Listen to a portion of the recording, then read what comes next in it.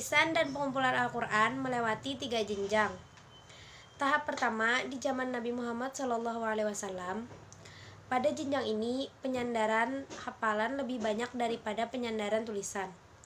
Karena hafalan sahabat radhiyallahu an sangat kuat dan cepat, di samping sedikitnya orang yang baca tulis dan sarananya. Oleh karena itu, siapa saja dari kalangan mereka yang mendengar satu ayat, maka mereka langsung menghafalnya dan menuliskannya dengan sarana seadanya. Tahap kedua di zaman Abu Bakar As-Siddiq radhiyallahu an tahun 12 Hijriah.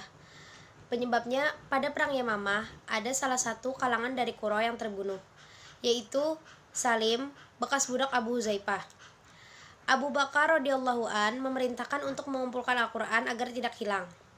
Dalam kitab Sahih Bukhari disebutkan bahwa Umar bin Khattab mengemukakan pendapat kepada Abu Bakar As-Siddiq radhiyallahu an setelah selesainya perang Yamamah.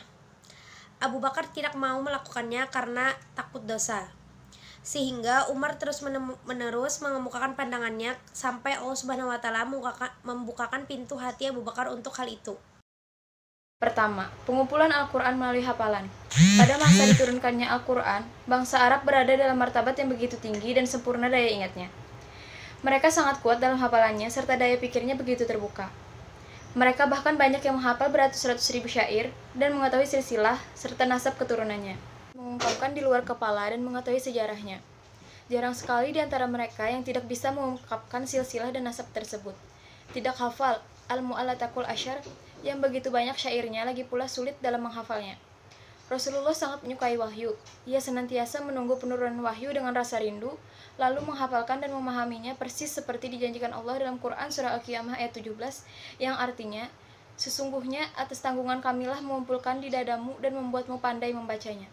Oleh sebab itu, di zaman Nabi Muhammad banyak sekali hafiz Al-Quran. Nabi Muhammad adalah hafiz atau penghafal Al-Quran pertama dan merupakan contoh paling baik bagi para sahabat dalam menghafalnya. Sebagai realisasi kecintaan mereka kepada pokok agama dan sumber risalah, Al-Quran diturunkan selama 20 tahun lebih. Proses penurunannya terkadang hanya turun 1 ayat dan terkadang turun sampai 10 ayat. Setiap kali sebuah ayat turun, dihafal di dalam dada dan ditempatkan dalam hati. Sebab bangsa Arab secara kodrati memang mempunyai daya hafal yang kuat. Hal ini karena umumnya mereka buta huruf, sehingga dalam penulisan berita-berita, syair-syair, dan silsilah mereka dilakukan dengan cara pengumpulan Al-Quran dalam bentuk tulisan. Keistimewaan yang kedua dari Al-Quran ialah mengumpulkan dengan memperkuat catatan dan dokumentasi dalam kehati-hatian beliau terhadap kitab Allah Azza wa Jalla, sehingga penulisan tersebut dapat memudahkan penghafalan dan memperkuat daya ingat. Upaya pelestarian Al-Quran pada masa Nabi Muhammad SAW dilakukan oleh Rasulullah sendiri. Setiap kali beliau menerima wahyu dari Allah, setelah beliau secara langsung mengingat dan menghafalnya, beliau menyampaikannya kepada para sahabat, lalu sahabat menyampaikannya secara berantai kepada sahabat lainnya. Demikianlah seterusnya. Sebagian sahabat itu selain langsung menghafalkannya, juga mencatatnya dalam berbagai benda yang ditemuinya seperti pelepah korma atau tulang belulang hewan. Catatan tersebut bukan untuk orang lain, tetapi untuk koleksi pribadinya.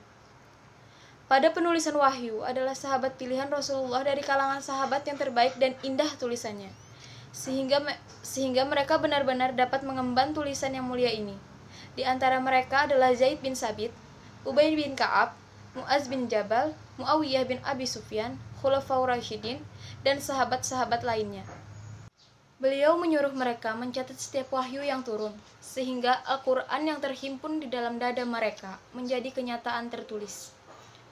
Di samping itu, sebagian sahabat pun menulis Al-Quran yang turun di atas kemauan mereka sendiri, tanpa diperintah oleh Nabi. Mereka menuliskan pada pelepah korma, lempengan batu, kulit atau daun, pelana, potongan tulang-tulang binatang, dan sebagainya. Hal itu karena belum ada pabrik kertas di kalangan orang Arab. Pada saat itu, pabrik kertas hanya terdapat di Persia dan Romawi. Itu pun masih sangat kurang dan tidak disebarkan. Itulah sebabnya, orang-orang Arab menulisnya sesuai dengan perlengkapan dan dapat dipergunakan untuk menulis. Diriwayatkan oleh Zaid bin Sabit radhiyallahu an bahwa ia berkata, kami menulis Al-Quran di hadapan Nabi pada kulit ternak.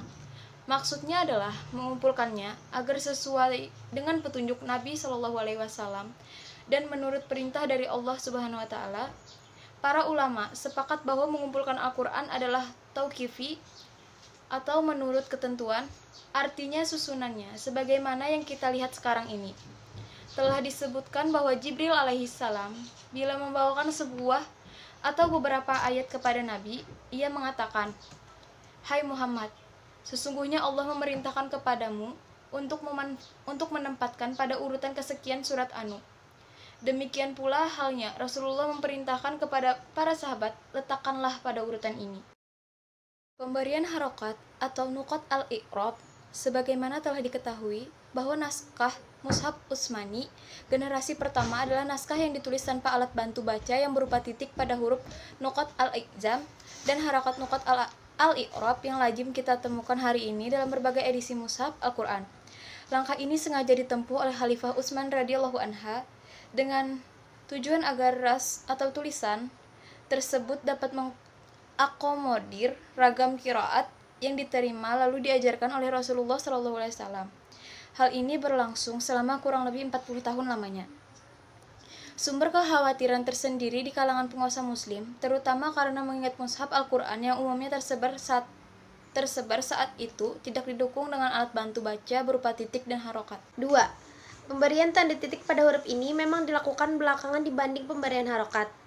Pemberian tanda ini bertujuan untuk membedakan antara huruf-huruf yang memiliki bentuk penulisan yang sama, namun pengucapannya berbeda, seperti huruf ba, ta, sa. Pada penulisan Mushaf Utsmani pertama, huruf-huruf ditulis tanpa menggunakan titik pembeda. Salah satu hikmahnya, seperti telah disebutkan, untuk mengakomodir ragam qiraat yang ada.